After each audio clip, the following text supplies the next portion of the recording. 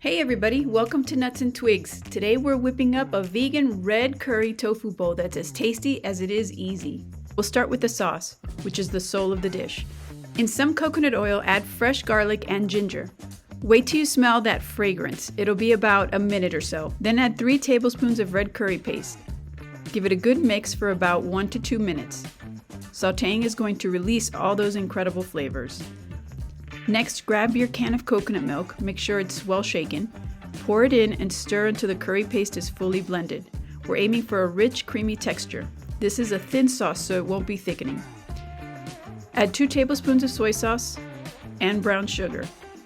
Stir until the sugar dissolves and let it simmer for a few minutes to let the flavors meld. Time for the tofu. It should be cubed and drained. After adding it, let it simmer for about 5 to 7 minutes to absorb the flavors. Remove from the heat and add a tablespoon of fresh lime juice and a handful of cilantro. To build your bowl, start with leafy greens, then add your grains, sliced cucumbers, red cabbage, shredded carrots, edamame, and then the silky tofu with lots of the red curry sauce. Top it with some creamy avocado. If you want something extra on top, sprinkle some salted peanuts, green onions, chili flakes, or fresh chives.